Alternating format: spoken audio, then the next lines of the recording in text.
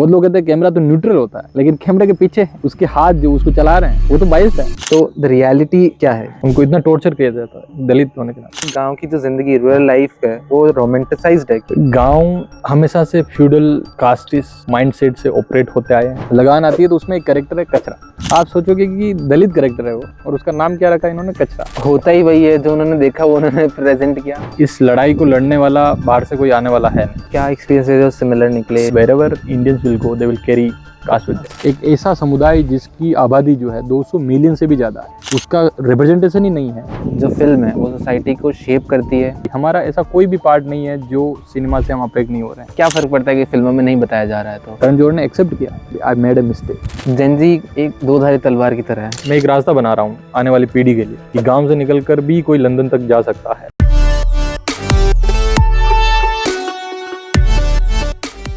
जो जर्नी रही है आपकी वो बहुत ही खूब है और देखने में बहुत अलग लगता है, क्योंकि हम देखते हैं कि गांव से बच्चे अगर शहर में जाने चले जाएं पढ़ने के लिए, स्पेशली कि काम करने तो बहुत लोग जाते ही हैं, यहाँ से माइग्रेट होते हैं, बट अगर पढ़ने के लिए शहर भी चले जाए तो हम बहुत बड़ी बात करते हैं कि अरे ग्रेजुएट हो गया, वही बहुत बड़ी बात है।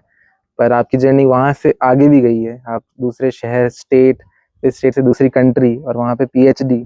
तो आई गेस बहुत कम लोग हैं यहाँ पे गांव में और इन जनरली रूरल एरियाज के अंदर जो उस सफर को तय कर पाते और वहां तक पहुंच पाते जहाँ पे वो एक PhD का जो मकाम है, डॉक्टर कहलाने का जो मकाम है, वो पूरा कर पाए। तो कैसी रही है जर्नी पूरी? है आपकी कोई चाइल्डहुड मेमोरी बताओ यहाँ की, कि कैसा यहाँ का जीवन था, यहाँ की स्कूलिंग लाइफ, और फिर वहां से जैसे जैसे आप आगे बढ़ते रहे हर एक मकाम पे, एजुकेशन के मकाम पे अगर बात करें तो उसके अंदर कैसी कैसी चीजें बदलती गई आपके लिए और क्या जर्नी रही पूरी?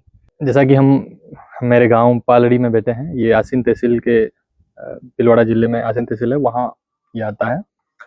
और इस गांव की डेमोग्राफी की हम बात करें तो जब मैं बचपन में था तब यहाँ जो अभी आप संरचना, ये इंफ्रास्ट्रक्चर देख रहे हो, ये नहीं था।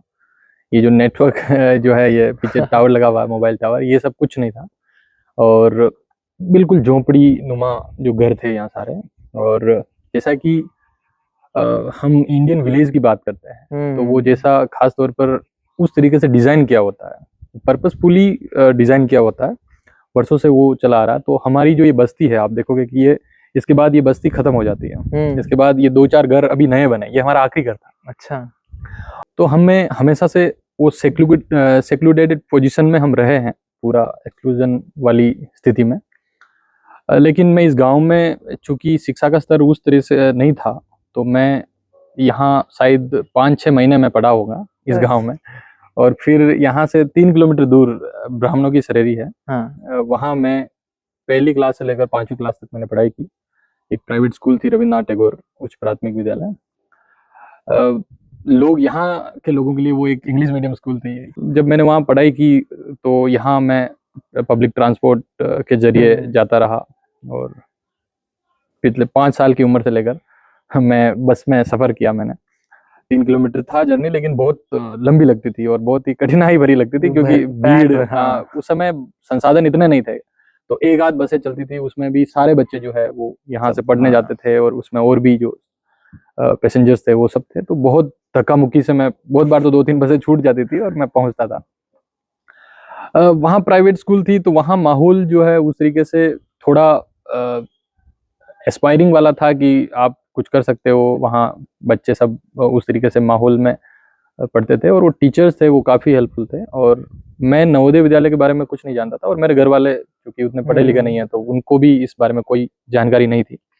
लेकिन मेरे स्कूल टीचर ने नवोदय का फॉर्म भरा, और मुझे उन्होंने स्कूल खत्म होने के बाद 2-3 घंटे पढ़ाया बाकी और बच्चों के साथ। ट्यूशन बिना कोई फीस लिए ट्यूशन पढ़ाया, और मेरा फॉर्म भर के कहा कि नवोदय जाना है और इसकी तैयारी करो। तो मैं सोचता था कि यहाँ से मुझे निकलना है। इस पूरी जो सराउंडिंग है, जिस तरीके से हम यहाँ देखते हैं गाँव की, और लाचारी, गरीबी, और कोई किसी प्रकार का एस्पिरेशन नहीं, और बहुत सारी एल्कोहलिज्म और इस तरीके के शिकार हुए लोग आसपास जो आप देखते हो, अब्यूज हो रही है, डोमेस्टिक अब्यूज। तो आप सोचते हो कि यहाँ से निकलना चाहिए।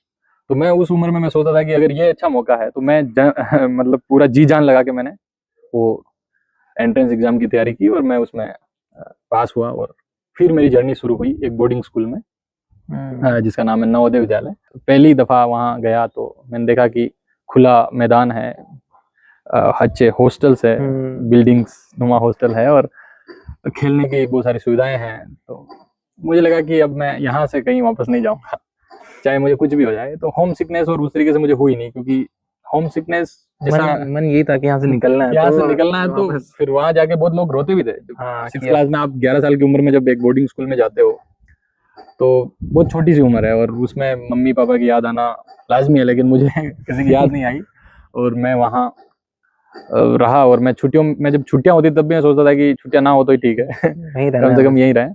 वहाँ के टीचर जो दे आर वेरी क्वालिफाइड, तो वो दिल्ली यूनिवर्सिटी से पढ़े हुए भी हैं और बहुत बढ़िया यूनिवर्सिटी से उन्होंने पढ़ाई की होती है, तो उनके पास नॉलेज होता है। तो वहाँ रहकर मुझे दिल्ली यूनिवर्सिटी के बारे में पता चला। तो मैंने सोचा कि अब चाहे कुछ भी हो जाए, मुझे यहाँ से निकल कर सीधा दिल्ली यूनिवर्सिटी जाना है।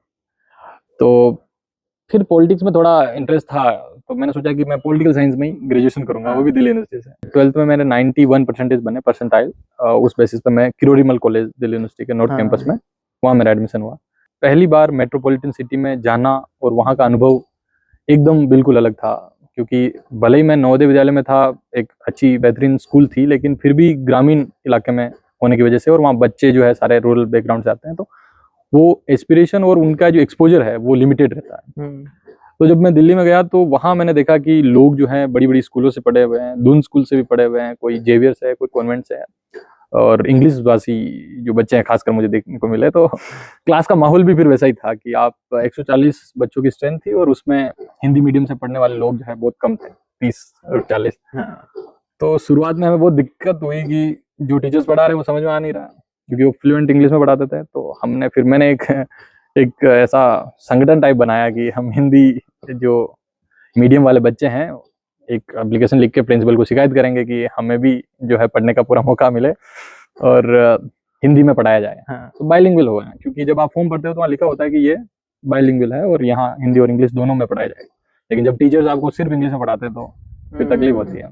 एकदम आप हिंदी मीडियम से आकर सीधा इंग्लिश मीडियम में नहीं जा सकते। शुरुआत में 1-2 साल भले ही आप बाइलिंगुअल में हो, लेकिन बाद में जा सकते हैं। तो फिर एक टीचर थी, एक मैडम प्रोफेसर, तो वो बहुत गुस्सा हो गई मेरे ऊपर कि हाउ डेयर यू कि आपने कंप्लेन कैसे कर दी मेरी, और I never studied in Hindi medium, I never taught in Hindi medium, how you expect me to teach in Hindi medium.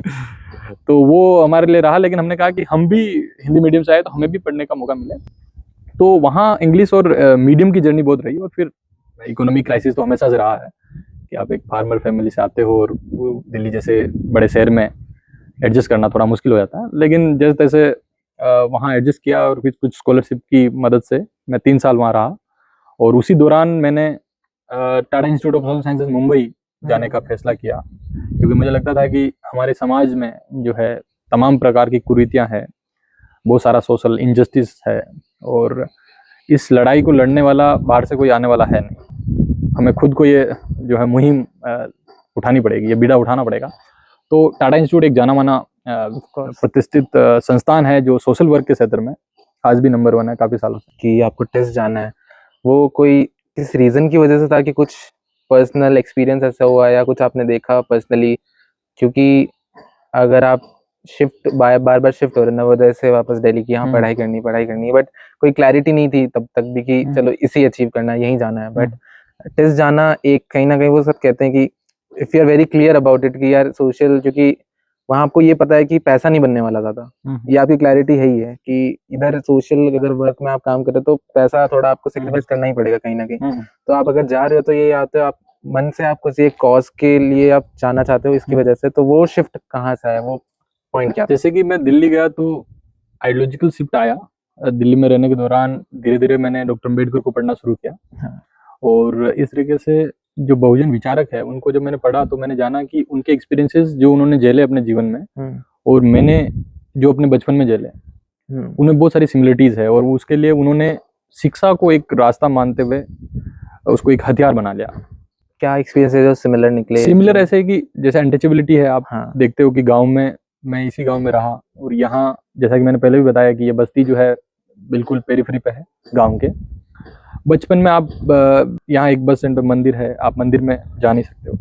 तो बचपन की एक बच्चा मन जो होता है वो मंदिरों में जाता है वो सोचता है कि ये हमारी जगह है, वर्शिप की प्लेस है, यहाँ खुशी मिलती है, बहुत सारे बच्चे आते हैं, लेकिन आप वहाँ चढ़ नहीं सकते हो, कभी गलती से चढ़ गए तो कोई डांट देता है कि नीचे जाओ। और फिर जब शादियाँ, यहाँ गांव में बहुत सारे अलग अलग समुदाय के लोग रहते हैं, तो शादियों में आपको इनविटेशन तो मिलता है, जो ऊंची जाति के लोग हैं वो भी आपको इनविटेशन देते हैं कि आइए। तो हमारे लोग चले जाते थे और मैं भी अपने दादाजी के साथ चला जाता था। तो मुझे याद है कि वो जहाँ चप्पल उतारते थे वहाँ हमें बैठने को दिया जाता था, और बार बार जो है वो परोसने वाले लोग जो है, सर्विंग वाले लोग है, वो आते थे और दुत्कारते हुए चले जाते थे कि हाँ रुको अभी हम आ रहे हैं। तो उस प्रकार के एक्सपीरियंसेस मैंने देखे, तो मुझे लगता था कि यार ये जो पीड़ा है ये सिर्फ मेरी अकेले की पीड़ा नहीं है, ये डॉक्टर अम्बेडकर ने खुद झेला। वो हमेशा क्लासरूम के बाहर बैठकर उन्होंने पढ़ाई की, और किसी का टिफिन छूने के डर से उनको बोर्ड तक भी नहीं पहुंचने दिया।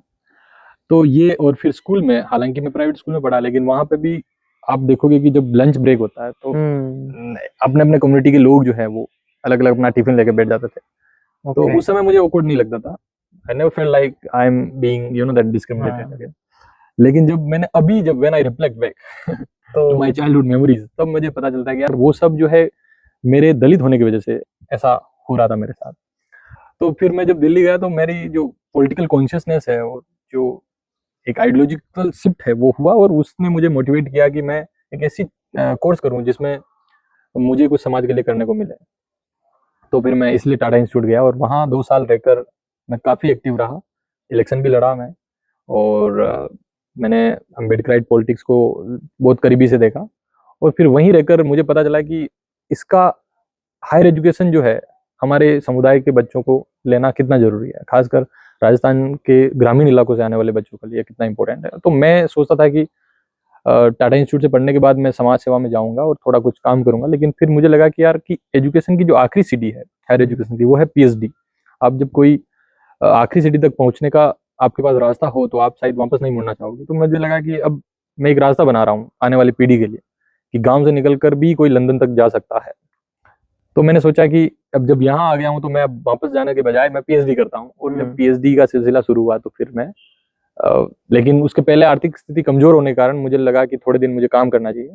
तो मैं 1.5 साल टाटा ट्रस्ट के साथ मिलकर मैंने चित्तौड़गढ़ में चित्तौड़गढ़ में काम किया, 1.5 साल आंगनबाड़ी वर्कर्स के साथ। और खासकर वो सेंट्रल गवर्नमेंट का एक प्रोजेक्ट था पोषण अभियान, जिसमें न्यूट्रिशन मिशन जिसको हम कहेंगे, तो बच्चों के अंदर जो माल न्यूट्रिशन है और इस प्रकार की बहुत सारी स्टंटिंग और चीजें हैं उनको दूर कैसे किया जाए, तो उस पर रिसर्च करना, उन लोगों को मोटिवेट करना, बहुत सारे कम्युनिटी गैदरिंग प्रोग्राम करना, न्यूट्रिशन के बारे में उनको बताना। तो 1.5 साल तक मैं वहाँ रहा। तो मेरा फोकस था कि आंगनबाड़ी में ज़्यादातर बच्चे जो है वो लोअर सोशो इकोनॉमिक स्टेटा से आते हैं, उनका एनरोलमेंट जो है वो हमेशा ज़्यादा रहता है, क्योंकि वो सोचते हैं कि आंगनबाड़ी के बहाने उनको जो है न्यूट्रिशन भी मिल जाएगा और बच्चे की देखभाल भी हो जाएगी, क्योंकि वो मजदूरी करते हैं। अपने पास समुदाय के बच्चे ज़्यादातर घर पे उनको देखभाल करने के लिए लोग होते हैं, लेकिन उनकी स्थिति इसलिए आंगनबाड़ियों की खराब रहती है। आप सोचोगे कि जहाँ प्रकाश के बच्चे नहीं पढ़ रहे हैं तो वो स्कूल पूरा एकदम धराशायी की स्थिति में हो जाएगा। तो आंगनबाड़ियों की ज्यादातर स्थिति भी वैसी थी। तो मैंने सोचा, मैं मोटिवेट करता था, मैं लोगों के घरों में भी जाता था, उनसे मिलता भी था कि आपके बच्चों को भेजो, और मैं आंगनबाड़ी वर्कर से भी कहता था कि आप थोड़ा ध्यान दीजिए, रेगुलरली मॉनिटरिंग कीजिए।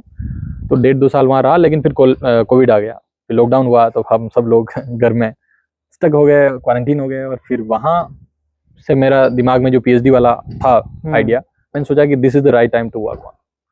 फिर मैं बैठा और मैंने फिर प्रपोजल पे अपना काम शुरू किया, क्योंकि मैं हमेशा से सिनेमा, हम सब लोग सिनेमा देखते आए हैं बचपन से, फिल्मों के हम शौकीन रहे हैं, किसी न किसी रूप में हम फिल्मों को कंज्यूम करते रहे। तो मैं भी करता रहा, लेकिन मैं बचपन से फिल्मों को उस तरीके से नहीं देखता था कि ये एक समाज का आईना है और ये एंटरटेनमेंट, सब लोग एंटरटेनमेंट के लिए देख रहे हैं, यही मजा आता है। हाँ, लेकिन जब मैं टीस में गया और उस दौरान कुछ ऐसा घटा कि एक जो अल्टरनेटिव सिनेमा है, जो दलित सिनेमा जिसको हम कहेंगे, वो एक तरीके से बूम पर आया 2018 में और 2019 में, जब पारंजीत की फिल्म काला आई और उसने एक तूफान मचा दिया पूरे ऑल ओवर इंडिया में।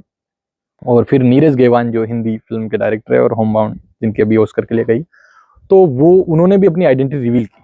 ही came out as a Dalit, he said that I am Dalit.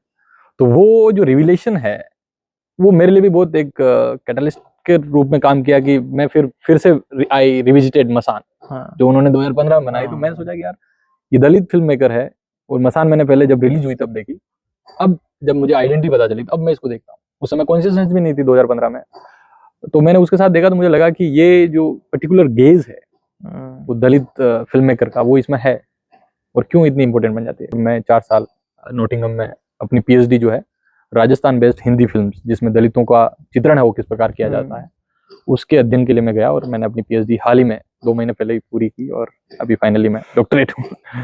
तो ये भी एक जर्नी है। गजब जर्नी रही है। तो आपने इसकी भी बात करी कि यहाँ की स्थिति के बारे में, और आपने जब आप बता रहे थे तो आपने ये हाईलाइट किया कि कैसे एक अर्बन या फिर जो बाहर जो गांव में लोग नहीं रहते हैं वो कैसे इसको एक रोमांटिसाइज करते हैं रूरल जिंदगी को, कि वो कैसे रहेंगे। जो आपने बात की अल्कोहलिज्म और डोमेस्टिक वायलेंस, वो कभी अभी in this type of generation वगैरह में गांव से एसोसिएट होता नहीं है, क्योंकि वो बात बाहर यही होती है कि वहाँ पे सब शांत रहते हैं, मिलजुल के रहते हैं, सब एक दूसरे की हेल्प बहुत करते हैं। तो बाहर की जब आप जाते हो तो वो एक गांव की जो जिंदगी रूरल लाइफ है वो रोमांटिसाइज्ड है कि कहीं ना कहीं, क्योंकि वो यही है कि अगर रिटायर होना है तो आपको गांव चले जाओ और सेहत हवा और आपकी सेहत अच्छी रहेगी, लोग अच्छे हैं, ये सब अच्छे हैं। और वो कहीं ना कहीं फिल्मों की वजह से भी हुआ है।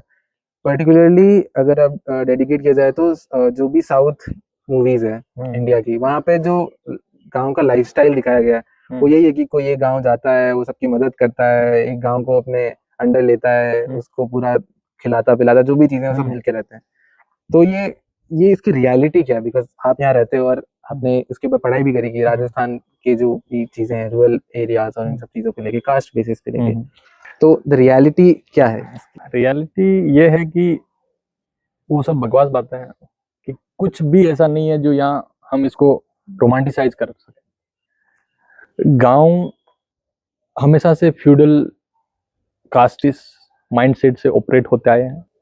यहाँ हर कोई अलिखित बहुत सारे नियम है यहाँ, जो संविधान में तो नहीं है लेकिन इनके अपने संविधान है, इनके अपने मनु संविधान। तो इसमें सबको पता है कि उनकी ड्यूटी क्या है, उनका काम क्या है, उनको कहाँ बैठना है, कहाँ उठना है, कैसे रहना है, सबको पता है। और ऐसा नहीं है कि इन सालों में बदलाव नहीं हुआ, बदलाव हुए, लेकिन ये अभी भी वो जो बेस है उसका जो कोर है वो जारी है। तो जब मैं देखता हूँ कि जो आप फिल्मों की बात की, साउथ की फिल्में भी है और जब बॉलीवुड फिल्म है, स्वदेश आप देखो, शाहरुख खान जब वहां से लौट कर आता है अमेरिका से नासा, तो वो देखता है कि यहाँ कितना गरीबी है, लाचारी है, इनको मेरी मदद की जरूरत है, और वो एक सेवियर के रूप में वहां काम करता है। लेकिन मैं कह रहा हूँ कि यहाँ पे जब मैं विदेश में भी रहता हूँ तो ये वैसी बात होगी, जो लोग अभी माइग्रेट हो चुके हैं या फिर जो गांव में कभी रहे नहीं, उनके लिए गांव बहुत अच्छी चीज है। क्योंकि अभी सोशल मीडिया का जमाना भी है, कंटेंट क्रिएशन का जमाना है, तो लोग कंटेंट क्रिएट करते हैं और गांव को ऐसे दिखाते हैं कि यहाँ कितना शांति है, कोई झगड़ा नहीं, कोई लड़ाई नहीं, किसी को कोई मतलब नहीं, सब अपने जीवन में है, कितना प्रेम भाव है। लेकिन आप देखो इस मोहल्ले में हर एक दूसरा व्यक्ति एक दूसरे से बात नहीं करता है, किसी न किसी की लड़ाई हो रही है, किसी कचरे की वजह से, किसी की नाले का पानी आ रहा तो। और यहाँ इस प्रकार की चीजें बहुत है, भाई भाई में नहीं बनती है, तो बहुत सारी चीजें हैं। तो कहाँ वो हार्मनी है? आप कौन सी हार्मनी की बात कर रहे हो? और अगर इतना ही ये अच्छा है, सुंदर गांव है, जिसको हम यूटोपियन फ्रेमवर्क में हम देखें कि यहाँ सब कुछ अच्छा है, जैसा कि पंचायत एक वेब सीरीज आई, तो उसमें दिखा रखा है कि गांव है जिसमें सब ग्रामीण कम्युनिटी के लोग रहते हैं, प्रधान भी वही है, सरपंच भी वही है, सब कुछ वही है। लेकिन आप गांव की सच्चाई जानोगे और देखोगे तो आपको पता चलेगा कि कास्ट डिस्क्रिमिनेशन बदतर से बदतर है। आज भी आप किसी भी अपर कास्ट के वहाँ पानी का घड़ा नहीं छू सकते हो, उनका पानी नहीं पी सकते हो, उनके वहाँ बैठ नहीं सकते हो, उनके बराबर नहीं बैठ सकते हो। तो कौन सी गांव की ये लोग बात करते हैं मुझे मालूम नहीं, क्योंकि मैं तो इसी गांव में रहता हूँ और मैंने बचपन से देखा है और अभी भी देख रहा हूँ कि यहाँ हर कोई जो है एक दूसरे से जलन का शिकार भी है, और जाति की दृष्टि से तो सब लोग बिल्कुल एक दूसरे के दुश्मन है। और अगर कोई भी थोड़ा प्रोग्रेस करने लगे दलित और इस तरीके से, अभी आप देखो कि ये मोहल्ला है, इसमें अभी पक्के घर बन गए, सब पक्के घर बन गए, तो जो नाली का पानी आता है, नाली का पानी आता है तो पानी तो जाएगा कहीं ना कहीं, तो सबकी नालियों से आ रहा है, उधर से भी आ रहा है। तो आगे जाकर कुछ लोगों ने, कुछ अपर कास्ट समुदाय के लोगों ने वहाँ कुछ ट्रैक्टर रेत के डलवा दिए कि पानी उधर नहीं जाना चाहिए, और वहाँ पूरा एकदम वो तालाब बन चुका है। वो तालाब पूरा मलमूत्र का तालाब। अब सोचोगे कि दलित आज भी वहां से गुजर नहीं सकता, निकल नहीं सकता, क्योंकि वहां तालाब बना दिया इन्होंने कहा कि तुम्हारा पानी उधर नहीं जा सकता क्योंकि हमारा खेत है। तो कौन सी हार्मनी और किस प्रकार की गांव की वो लोग बात करते हैं? इसलिए जो भी वो विदेशों में भी जब मैं था तो बहुत सारे जो लोग हैं जो 40 साल पहले चले गए वहाँ, उनके लिए गाँव और भारत जो है, इंडिया है, वाह ब्यूटीफुल प्लेस। वो कहते हैं कि यार इंडिया जैसा कोई देश नहीं, तो फिर आप वहाँ क्या कर रहे हो? आप वहाँ रहना नहीं चाहते हो इंडिया में, क्योंकि यहाँ बहुत सारी दिक्कतें हैं, पॉल्यूशन इतना ज्यादा है। अब अभी हम यहाँ बैठे हैं, ये गांव है, और यहाँ का आप AQI चेक करो तो अभी 130 के लगभग है। सोचो यहाँ 130 के लगभग AQI है, और वहाँ जब मैं वहाँ था नोटिंगम में तो वहाँ 0, कभी कभी 1 चला जाता, 2 चला जाता था। तो लोग वहाँ क्यों रहना चाह रहे हैं और यहाँ क्यों नहीं रहना चाह रहे? इतने अच्छे गाँव है और इतना ही अच्छा भारत है, नए एम्प्लॉयमेंट है, नए एजुकेशन है, नए कुछ है। तो जो लोग चले जाते हैं तो उनके लिए एक मेमोरी बन जाती है कि यार गाँव है, सिंपल लोग हैं, खेत है, खलिहान है, पहाड़ है, झरने हैं, खुला खुला खुला है। वहाँ कंजेस्टेड है, वहाँ मारामारी है, वहाँ भाग दौड़ है, यहाँ लोग ऐसे बैठे हैं। लेकिन यहाँ आप कुछ एक दलित समुदाय का लड़का कोई डेयरिंग करो, कोई आपको पता चल जाएगा गाँव कितने अच्छे हैं और कितने बुरे हैं। तो ये सारे रोमांटिसाइज करने का काम जो है खासकर प्रकाश के लोग करते हैं। अभी कुछ दिन पहले एक लड़के से मेरी बात हो रही थी और वो इसी इलाके से विदेश में गया हुआ है। तो अब जब ये लोग वहां जाते हैं विदेशों में, तब इनके लिए रेशियल जो डिस्क्रिमिनेशन है it become a big thing. उनको लगता है कि यार कि ये तो बहुत ज्यादा हो रहा है भारतीयों के साथ, इंडियन के साथ, और वो यहाँ रह के सेम चीज प्रैक्टिस करते हैं लोअर कास्ट दलितों के साथ, तब उनको ये बड़ी चीज नहीं लगती, उनको लगता है इससे नॉर्मल थिंग। तो मैं उनको कहता हूँ कि, तो मुझे बोलते हैं कि आपको नहीं लगता कि यहाँ रेसिज्म है और ये सब है? मैंने कहा कि मैं इससे बड़े रेसिज्म का शिकार होकर आया हूँ, तो मेरे लिए ये बहुत छोटी चीज है, मतलब मैं वो महसूस नहीं कर पाता हूँ, क्योंकि इससे बड़ी जो डिस्क्रिमिनेशन है, अनटचेबिलिटी है, वो मैंने महसूस की अपने जीवन में। और तो मेरे लिए वो रेसिज्म बड़ी बात नहीं लगती। तो सोचो कि आपको अगर रेसिज्म इतनी बड़ी प्रॉब्लम है, तो आप अपने देश में अपने लोगों के साथ कैसे इनजस्टिस कर सकते हो, कैसे डिस्क्रिमिनेट कर सकते हो? आप यहाँ आके ये बात नहीं सोचोगे, लेकिन विदेशों में बैठकर आप ये बातें सोचोगे कि यार ये गलत है, रेसिज्म गलत है। क्योंकि जब खुद के साथ होता है तो अलग, खुद एक्सपीरियंस जब करते हो। महिलाएं किसी भी समुदाय की हो, जब वो महिला के रूप में एक जेंडर बेस पे जब उनके साथ डिस्क्रिमिनेट होता है, तो वो उसके खिलाफ आवाज उठाती है। लेकिन जब कास्ट के बारे में बात आती है तो वो चुप हो जाती है। तो आप सोचो कि जब खुद के साथ डिस्क्रिमिनेट हो रहा है तो आपको कैसा लग रहा है? तो आप ये सेम पोजीशन में उसको रख के देखो एक दलित कि जब उसके साथ डिस्क्रिमिनेट होता है तो कैसा लगता है। बहुत सारे लोगों के सपने टूट जाते हैं, बहुत सारे टैलेंटेड बच्चे होते हैं जो आगे नहीं बढ़ पाते हैं, क्योंकि वो स्कूल में हर जगह पर पॉइंटेड आउट कर दिए जाते हैं कि तुम कोटा से हो, तुम स्कॉलरशिप से हो, तुम इस कैटेगरी से हो। तो वो सोचो कि उसके अंदर जो टैलेंट है, वो मेरिट है, सो कॉल्ड जो तुम मेरिट की बात करते हो, वो मेरिट सब वहां खत्म हो जाती है। तो खैर रिजर्वेशन के ऊपर डिबेट छिड़ती है, बहुत सारी चीजें होती है, उसका आधार क्या था, उसका बेस क्या है, कोई उसमें जाना नहीं चाहता। उनको लगता है कि इनजस्टिस अपर कास्ट के साथ हो रहा है, कि इनको एक एक्स्ट्रा पॉइंट देकर, जबकि उनको पता नहीं कि एक्स्ट्रा पॉइंट कुछ भी नहीं है। आप इस नाले वाली बस्ती में रहकर फिर कंपीट करके देखो, किसको पॉइंट की जरूरत है, किसको नहीं है, आपको पता चल जाएगा। आप कहोगे मुझे नाले में नहीं उतरना, आप गटर में उतरना चाहोगे? नहीं उतरना चाहोगे, लेकिन आपको रिजर्वेशन के खिलाफ बोलना है। तो ये सारी बातें हैं। अब पहले मैं वो डिबेट करता था बच्चों के साथ, जो भी अपर कास्ट स्टूडेंट थे, लेकिन फिर मैंने छोड़ दिया। मैंने कहा कि this is not my duty to teach them about Indian system, society. मैं अपनी एनर्जी क्यों वेस्ट करूं जब वो समझना ही नहीं चाहते। पढ़े लिखे लोग हैं जो इस बात को नकारते हैं कि रिजर्वेशन की जरूरत नहीं है और ये कास्ट होता ही नहीं है। आप सोचो कि विदेशों में कास्ट ये लेकर चले गए। हम जब एक्सपीरियंसेस की बात कर रहे थे, तो विदेशों में लोगों को लगता है कि वहाँ इंडियन जाने के बाद सब कुछ ठीक हो जाता है, सब भाई भाई रहते हैं, लेकिन ऐसा वहाँ पे भी गेटोइजेशन है, अपने अपने कम्युनिटी के लोग रहते हैं, ग्रुप्स बने हुए हैं व्हाट्सएप पे, और ग्रुप बने हुए हैं। और उसमें आप देखोगे कि मैं जब नोटिंगम गया सुबह 29 अक्टूबर को 2021 में, सुबह उतरा 3 बजे, बारिश हो रही थी, और 2 दिन बाद ही 3 लोग मिले और हम 3 दोस्त बन गए, ऐसे कि नए लोग हैं और दोस्त बन के सारे इंडियन बंगाल से थे, कोई यूपी से थे, कोई दिल्ली से थे। तो हम 4 लोगों का एक ग्रुप बनाया, ब्रदर्स इन नोटिंगम। फिर उसमें से एक लड़की का एक्सपीरियंस उसने 3 दिन बाद बताया कि वो रूम ढूंढ रहा था और वो गया तो इंडियंस का घर था, तो उन्होंने पूछा आप जाति क्या, व्हाट इज योर कास्ट। तो उसने, जबकि वो खुद अपर कास्ट था, लेकिन उसने ये बात सुनकर उसने कहा कि मुझे रूम ही नहीं चाहिए, और वो आके फिर ये मेरे को बताता। तो मैं सोचता हूँ, इसलिए बाबा साहब ने साइट किया है कास्ट इन इंडिया में कि wherever Indians will go, they will carry caste with them, just like, जैसे कि हम कहते हैं ना कि ये जो भारतीय है, गुजराती है या मारवाड़ी है, ये अपने साथ पापड़, अचार ये सब ले जाते हैं, तो वो जाति भी ले जाते हैं अपने साथ एक जाति भी ले जाते हैं, लेकिन वो उसको एक्सेप्ट नहीं करेंगे। दिक्कत कब आती है, जब जो चीज है आपको दिख रही है लेकिन आपकी गैस लाइटिंग की जाएगी, कहाँ है जाति, कहाँ है, मुझे तो नहीं दिखाई देती है। आपको कब दिखाई देगी, जब आप ये चश्मा उतारोगे, आप देखना नहीं चाहते हो और फिर कहोगे कि जाति है ही नहीं। तो first thing is to recognise and accept that this is the real cause, ये डिसीज है, it exist in the modern time. जब हम उसको एक्सेप्ट कर लें, रिकॉग्नाइज कर लें, तब उस पर काम होगा। तो ये सारी चीजें हैं जो यहाँ गांव को रोमांटिसाइज न करने की ओर इशारा करती है, और मेरा एक्सपीरियंस यही कहता है कि there is nothing to romanticise about village. नहीं, आपने जो बात भी करी थी कि 2018 में जो नीरज गायवान डायरेक्टर जब वो इतनी बड़े मकाम पर पहुंच चुके, उन्होंने काफी फिल्में बना भी दी थी तब तक, तो it was like a coming out as a, जो आपकी आइडेंटिटी है उसको आपको छुपा के कंसील करके रख बता अच्छा रखना पड़ा है।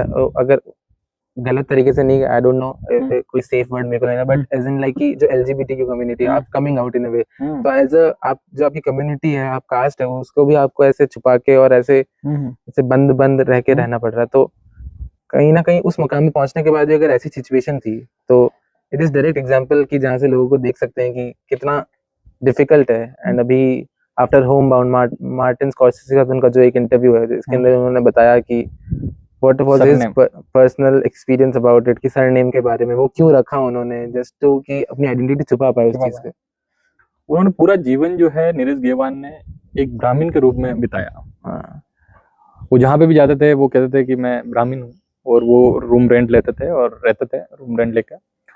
लेकिन कुछ उनके अंदर जो डॉक्टर अम्बेडकर को पढ़ने के बाद और ये सब कॉन्शियसनेस आया, और एक आर्गुमेंट शायद ट्विटर पे आर्गुमेंट हो रहा था अग्निहोत्री के साथ, जो फिल्म मेकर है विवेक अग्निहोत्री। तो फिर उन्होंने, क्योंकि उन्होंने एक एडवर्टीजमेंट निकाला था नीरज गेवान ने, we are looking for SC ST and OBC actors और समथिंग, तो उस पर फिर वो आर्गुमेंट हुआ, फिर होगा I am myself Neeraj Ghaywan. तो उसके बाद फिर एक बात से आगे बहुत सारे लोग जो है कहेंगे नीरज गेवान दलित है, और फिर एक डिस्कोर्स छिड़ा कि इंडियन सिनेमा में, खासकर बॉलीवुड में, दलितों का रिप्रेजेंटेशन कितना। और वही मुझे ट्रिगर किया ये जानने के लिए, क्यूरियोसिटी पैदा हुई कि इतना बड़ा इंडस्ट्री है फिल्म इंडस्ट्री, इसमें दलितों की स्थिति क्या है, स्पेशली स्किल बेस्ड इंडस्ट्री जहाँ पे आपका बैकग्राउंड नहीं देख के आपकी स्किल देखी जाती है, वहां पे दलित नहीं के बराबर। सिर्फ एक नीरज गायवान निकल कर आते हैं और वो कहते हैं मैं दलित हूँ, तो सिर्फ एक डायरेक्टर, सोचो आप, पूरी इतनी बड़ी मिलियन ट्रिलियन इकोनॉमी है, उसमें सिर्फ एक दलित फिल्म मेकर आपको दिखाई देता है, वो भी इतने सालों बाद ये डेयरिंग कर पाता है कि मैं दलित हूँ। उसके बाद बहुत सारे लोग कमिंग आउट एज दलित हुए। यसिका दत्त एक बहुत बड़ी स्कॉलर है और जर्नलिस्ट रही है, वो उन्होंने किताब लिखी कमिंग आउट एज दलित, MMR जो है उनका, कि वो रिच फैमिली में पैदा हुई, फर्स्ट क्लास रैंकिंग में उनके पिताजी और नाना जी और ये सारे लोग थे। उसके बावजूद उसके जो एनेक्डोट्स है उसने शेयर किए कि किस तरीके से मेरे साथ जो डिस्क्रिमिनेशन हुआ। सेंट स्टीफन में पढ़ाई की, वहाँ पे भी हुआ, और फिर वो एक जर्नलिज्म में उन्होंने पढ़ाई की थी, और फिर उसके बाद किसी न्यूज़ उसके लिए एजेंसी के लिए काम किया, वहाँ पे भी उन्होंने फेस किया। फिर वो अमेरिका, अभी पिछले 10-15 सालों से अमेरिका में कोलंबिया से उन्होंने पढ़ाई करके वहीं शिफ्ट हो गए। तो उनकी किताब अभी 2nd एडिशन आया है 2024 में। तो ये सब लोगों को पढ़ना चाहिए कि किस तरीके से जो ये आप, it doesn't matter where you belong in economic situation like strata, आपके साथ डिस्क्रिमिनेशन होगा सिर्फ आपकी जाति के आधार। आप कितने अमीर हो, आप एरोप्लेन में उड़ जाओ, आपके पास सब कुछ हो, लेकिन फिर भी आपकी जो पहचान है, आइडेंटिटी है, वो आपकी जाति से होती है। एक IPS को घोड़ी पर इसलिए नहीं बैठने दिया जाता है कि वो गरीब है, इसलिए, बल्कि वो दलित है। सुनील धनत्वा जो IPS था, उनकी पुलिस सिक्योरिटी में, फोर्सेस में उनकी बिंदोली निकाली गई, बारात निकाली गई। कितने बड़े बड़े उदाहरण, DGP सुसाइड कर लेते हैं हरियाणा में, उनको इतना टॉर्चर किया जाता है दलित होने के नाम। अभी 2-3 दिन पहले नांदेड़ में क्या हुआ, महाराष्ट्र में, एक लड़के को मार दिया जाता है क्योंकि उसने किससे प्यार किया, सिर्फ हाँ, एक अपर कास्ट लड़की से। फिर वो अपर कास्ट लड़की डेड बॉडी से शादी करती है।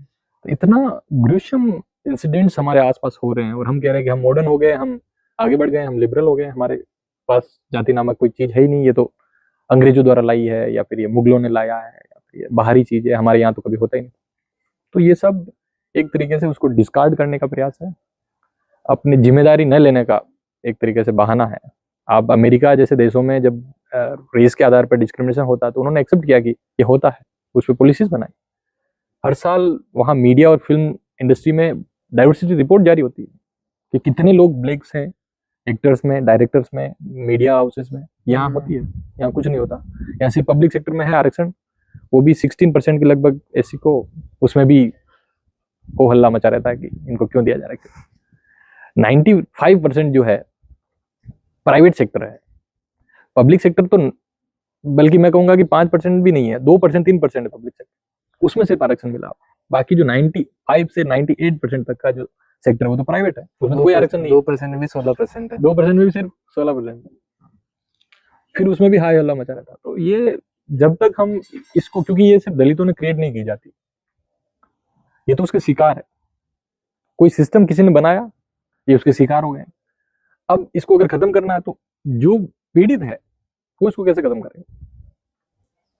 जो पीड़ा दे रहा है, अगर वो पीड़ा देना कम करेगा और वो आगे आएगा भाई कि अब ये जो सिस्टम है ये बहुत ही घिनौना है और ये हमारे समाज की छवि को धूमिल कर रहा है, ये हमारे देश की छवि को धूमिल कर रहा है, इसको खत्म किया जाना चाहिए। हम सब लोग मिलकर आगे आते हैं, इसको खत्म करते हैं। एक ऐसा मूवमेंट खड़ा हो, गवर्नमेंट के सपोर्ट से भी और लोगों के सपोर्ट से भी। गवर्नमेंट कुछ करती है लेकिन फिर लोग मानते नहीं है। कॉन्स्टिट्यूशन में सारे प्रोविजंस है लेकिन लोग एक्सेप्ट नहीं करते हैं। तो ये सिस्टम बना का बना, ये तभी सुधर सकता है जब लोग जो है स्वतः सपूर्त आगे आए कि भाई कि हम इसको खत्म करने के लिए साथ हैं आपके।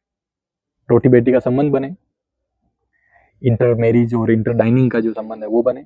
और इसके अलावा भी, क्योंकि ये नोशनल बीमारी है, ये पूरा मेंटल बीमारी है। ये कोई फिजिकल चीज होती थी पहले, अगर आप टच और अनटच वाला, प्योरिटी एंड पॉल्यूशन का, लेकिन अब ये नोशनल चीज बन चुकी है, ये माइंड में बैठ चुकी है। जब तक यहाँ से नहीं जाएगी दिमाग से तब तक ये खत्म होने वाली नहीं। आप साथ में बैठ जाओगे, आप कहोगे मैं दलित के साथ बैठता हूँ, खाना भी खा लेता हूँ मेरे दोस्त भी है दलित, लेकिन आपके अंदर कहीं ना कहीं बैठा हुआ है कि यार ये दलित है, शादी नहीं करना चाहिए, नहीं ये बहुत बड़ी बात हो जाएगी कुछ हद तक कर रहे हो, कुछ हद तक नहीं कर रहे हो, तो कहाँ खत्म होगी? ऐसे तो फिर वो एडजस्टमेंट से नहीं चलेगा, ये कन्वीनियंस बहुत कड़ा प्रहार करना पड़ेगा तब जाके हो पाएगा। फिल्म के ऊपर कुछ बातें करते हैं जिस पे आप अभी काम भी कर रहे हैं और जिसकी आपने पढ़ाई भी करी है और जिसके ऊपर आपका पूरा स्कॉलर रहा है। तो कहाँ से वो शुरुआत हुई फिल्म के अंदर रुचि से लेके, कि वहाँ से शुरुआत करते हैं, क्योंकि एक आपने एक नीश पकड़ के काम किया पर्टिकुलरली, और उसके अंदर भी बहुत स्पेसिफिक, जहाँ जो भी आपने बताया कि एंटी कास्ट और जो फिल्म सिनेमा बन रहा है, और पर्टिकुलरली फिर राजस्थान के अंदर, और फिर उसके अंदर भी आपने पूरा किया। तो इसकी जर्नी सबसे पहले शुरू कहाँ से हुई? हम वो नहीं बात करते हैं कि ये थॉट कहाँ से आया कि इसके अंदर करना है, बट फिल्म ऐसे जर्नी की, फिल्म के अंदर रुचि, फिल्म में देखना और फिल्म कंज्यूम करना, और वो पहले कैसा था और कहाँ से शुरू हुआ?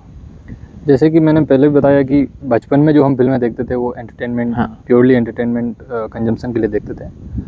लेकिन जब धीरे धीरे मैं बड़ा हुआ और जो कॉन्शियसनेस थोड़ी डेवलप हुई, तब मुझे पता चला कि यार इतना बड़ा इंडस्ट्री है और इसमें हमारे लोग हैं वो कहाँ हैं और वो किस रूप में है भी। तो फिर मैंने जब अब बचपन की ओर देखते हैं तो बचपन में हम कौन सी फिल्में देखते थे? ज़्यादातर एक्शन फिल्में थी, जो गोविंदा की है, मिथुन चक्रवर्ती की है, और कुछ कुछ धर्मेंद्र की है, और खासकर अक्षय कुमार की भी है। और तो इस तरीके की जो एक्शन फिल्में होती थी वो हमें क्यों इतना अट्रैक्ट करती थी? क्योंकि हमें लगता था कि जो अमिताभ बच्चन जो है, एंग्री यंग मैन है, 1970s के दौर में खासकर पहचान मिली उन्हें, हमें लगता था कि ये सोशल रियलिज्म के थोड़ा करीब है कहीं कहीं, और हम रिलेट कर पा रहे थे कि एक गरीब है वो लड़ रहा है गरीबों के लिए। हालांकि उसकी आइडेंटिटी जो थी वो ब्लर थी कि वो कौन सी पर्टिकुलर कास्ट से आता है और कौन सी समुदाय से वो बिलोंग करता है, लेकिन वो एक ब्रॉडर जो अम्ब्रेला टर्म में लोअर कास्ट, या फिर हम कहें कि वर्किंग क्लास के लिए वो उस समुदाय से आ रहा है और उनके लिए लड़ रहा है, तो इसीलिए हम रिलेट कर पा रहे थे। लेकिन जब हम देखते हैं गोविंदा से भी बहुत सारा जो है हमारे गांव के लोग हैं वो रिलेट इसलिए कर पा रहे थे कि एक नौकर है फिर वो जाता है, तो वो जो मैनरिज्म है वो रूरल और पुअर फैमिली से आने वाले मैनरिज्म है वो वहाँ रिफ्लेक्ट होते थे, तो हम रिफ्लेक्ट कर पा रहे थे, हम रिलेट कर पा रहे थे, हम अपने आप को एसोसिएट कर पा रहे थे। लेकिन जब मैं बड़ा हुआ और फिर मेरी जैसे फिल्मों में रुचि बढ़ी, और 2018-19 में जब एंटी कास्ट फिल्म मेकर्स आए और वो अपनी आइडेंटिटी को उन्होंने प्रेजेंट किया, रिवील किया, और तब मुझे लगा कि यार जो मैं फिल्में देख रहा था बचपन में या फिर जिस प्रकार का सिनेमा में कंज्यूम कर रहा था उसमें आइडेंटिटी को छुपाया गया है, और एक बहुत ही एम्बिग्यूअस आइडेंटिटी दे दी गई है जिसमें दलितों का कोई स्थान है नहीं। वो एक, हम उसको डिकोड कर सकते हैं लेकिन डिकोड कोई पर्टिकुलरली असर्ट नहीं की गई आइडेंटिटी। ये कितना, जो आपने बात करी कि उसका स्थान नहीं है, तो अगर हम ब्रॉडर वे में बात करें कि सिंपल वे में बोले कि क्या फ़र्क पड़ता है कि फिल्मों में नहीं बताया जा रहा है, तो what is your take on it, क्योंकि ऐसी कई सारी फिल्में आई हैं, अगर regardless of casteism and all, animal, Kabir Singh, जो बहुत ज़्यादा चर्चित रही इन सब चीज़ों के अंदर कि ये सब चीज़ें स्क्रीन पे नहीं दिखानी चाहिए, और कुछ एक सर्टेन टाइप ऑफ पीपल है, डायरेक्टर्स है, फिल्म मेकर्स है, जो कहते हैं कि जस्ट प्योरली एंटरटेनमेंट है, it depends on the person जो कंज्यूम कर रहा है कि वो उसे कैसे लेता है। So where do you stand on that part, कि आप किस तरह से देखते हैं कि क्या जो फिल्म है वो सोसाइटी को शेप करती है, उसकी माइंडसेट को, उसकी चीज़ों को, और कैसे इम्पैक्ट करती है? ये बहुत ही वाइस वर्सा वाली चीज़ है कि सोसाइटी भी सिनेमा को सेव करती है और सिनेमा भी सोसाइटी को सेव करता है। बहुत सारे फिल्म मेकर है जो वो कहते हैं कि जब लोग उस प्रकार का सिनेमा देखना ही नहीं चाहते तो हम क्यों बनाएं, लेकिन आप जब दिखाना ही नहीं चाहोगे तो लोग देखेंगे क्या? उनके पास जब अवेलेबिलिटी नहीं रहेगी उस प्रकार के कंटेंट की तो वो देखेंगे क्या? तो ये दोनों चीज़ें हैं कि वो सोसाइटी, जब बहुत सारे लोग इन्फ्लुएंस होते हैं फिल्मों को देख कर, बहुत सारी चीज़ें जो है वो करने लगते हैं रियल लाइफ में। जब अमिताभ बच्चन फाइट करता है तो उस प्रकार से लोग फाइट करने लगते हैं बाहर सिनेमा हॉल से निकलने के बाद, कपड़े जो है पहनने का तरीका वो सब, और वो कुछ कुछ चीज़ें जो है उनके मैनरिज्म है वो लोग एडॉप्ट करते हैं। तो सिनेमा इन्फ्लुएंस करता है लोगों को। जब सिनेमा इतना लार्जली, हमारा ऐसा कोई भी पार्ट नहीं है जो सिनेमा से हम अफेक्ट नहीं हो रहे हैं। Every single aspect of our life has been affected by cinema. तो एंटरटेनमेंट इंडस्ट्री जब इतना हमारे निजी जीवन से लेकर प्राइवेट पब्लिक सारे जीवन में हावी है, तो क्यों नहीं हम अपने रिप्रेजेंटेशन की बात करें। एक ऐसा समुदाय जिसकी आबादी जो है 200 मिलियन से भी ज़्यादा है, उसका रिप्रेजेंटेशन ही नहीं है, तो आपके मन में सवाल तो आएगा कि क्यों इतनी बड़ी जो इंडस्ट्री है, जो साल में लगभग पूरा इंडिया में 2000 से ज़्यादा फिल्में प्रोड्यूस करता है, पूरी दुनिया की सबसे one of the largest film industry है, तो वो अगर इतना सब कुछ प्रोड्यूस कर रही है, इकोनॉमी भी है, ये सारा मामला इकोनॉमी का भी है कि ऐसा नहीं है कि सिर्फ ये सेवा का काम है कि लोग फिल्म बना रहे हैं, सेवा कर रहे हैं, सोसाइटी को बदल रहे हैं। इसमें इकोनॉमी भी जनरेट हो रही है। जहाँ इकोनॉमी की बात होगी तो वहाँ शेयर की बात होगी, वहाँ पार्टिसिपेशन की बात होगी, भागीदारी का सवाल आएगा।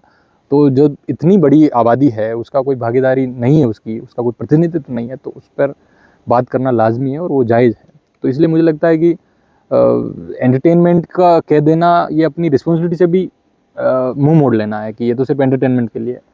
इतने ज़्यादा लोग इसको देख रहे हैं, वो कहीं ना कहीं आप एजुकेशन, बाबा साहब डॉक्टर अम्बेडकर का भी जब फिल्म इंडिया ने इंटरव्यू किया, एक बार उनका एक ही इंटरव्यू है फिल्मों के ऊपर जो फिल्म इंडिया ने किया, तो उनसे पूछा गया तो कि आप कौन सी फिल्में, क्या है फिल्में देखते हो, तो वो बहुत कम फिल्में उन्होंने अपने जीवन में देखी, कुछ 6-7 या 1 दर्जन पर मैक्सिमम फिल्में रही होगी, खासकर वी शांताराम की फिल्म में जो उन्होंने फूले के ऊपर बनाई। और फिर बाद में वो कहते थे कि फिल्में जो है एजुकेट करने के लिए होनी चाहिए। बाबा साहब कहते थे कि एक उन्होंने कोई अमेरिकन फिल्म देखी जिसमें the birth of a child करके ऐसा कुछ फिल्म का नाम, तो मतलब कैसे चाइल्ड का जन्म होता है और वो पूरी जो साइंटिफिक जो बायोलॉजिकल प्रोसेस है वो पूरी दिखाई गई। हालांकि उसमें बहुत सारे, जब वो फिल्म रिलीज हुई थी तब बहुत विवाद भी हुआ है कि आप इतना रो नेस जो है इसमें दिखा दी, लेकिन बाबा साहब कहते थे कि इस प्रकार की फिल्में इंडियन फिल्म मेकर्स को बनानी चाहिए जो लोगों को एजुकेट करे, लिबरेट करे, है ना। तो जब इतना बड़ा जिम्मा इनके ऊपर है और ये कैसे कैजुअली ऐसे कहकर भाग नहीं सकते हैं कि this are just for entertainment purpose, तो ये सवाल जो है वो पूछा जाना चाहिए। तो एक और ये भी सवाल है मेरा कि what do you think the reason is कि उस कम्युनिटी का, दलित कम्युनिटी का स्पेसिफिकली कोई रिप्रेजेंटेशन नहीं है? इज़ इट बिकॉज कि मौके नहीं मिल रहे हैं, और इज़ इट बिकॉज कि वो जा रहे हैं पर वहाँ से उन्हें एक्सेप्ट नहीं किया जा रहा है? क्योंकि हम देखते हैं तो बहुत सारा जो कम्युनिटी है वो बहुत बैकवर्ड क्लास है, तो या द प्रॉब्लम वहाँ लाई कर रही है कि वो पहुँच ही नहीं पा रहे, उनके पास वो सुविधा ही नहीं है, मतलब वो जो फर्स्ट हर्डल है to go to that particular place, वही वो पार नहीं कर पा रहे हैं। तो there are so many factors involve in this. पहला तो ये है कि ये फिल्म इंडस्ट्री है, ये बहुत ही हेवी बजट वाली इंडस्ट्री है, इसमें बहुत पैसा लगता है। हर कोई फिल्म मेकर बनना भी चाहे, उसके अंदर टैलेंट भी है, तो इसमें इतने सारे संसाधन लगते हैं कि वो वहाँ से फिर पीछे भाग जाता है। और दूसरा है कि अगर कोई पहुँच भी पा रहा है तो उस प्रकार का जो सराउंडिंग है, जो सोशल कैपिटल जिसको हम बोलते हैं, कल्चरल कैपिटल है, वो सपोर्ट नहीं मिल पाता है, जिसकी वजह से वो आगे नहीं बढ़ पा रहा है। अब ज़्यादातर फिल्म मेकर एक ही पर्टिकुलर स्टेटस से क्यों आ रहे हैं? क्योंकि उनका एक पूरा वैक्यूम, एक पूरा बना हुआ है, एक बबल बना हुआ है जिसमें सब एक ही प्रकार के लोग हैं, आपस में सपोर्ट करते हैं और एक दूसरे का अप्रिशिएट करते हैं उनको। तो इस प्रकार जब दलित फिल्म मेकर कहीं जाता है तो उनका एक कम्युनिटी नहीं है वहाँ उस इंडस्ट्री में, तो जब कम्युनिटी नहीं है तो कोई उनको एंटरटेन नहीं करता।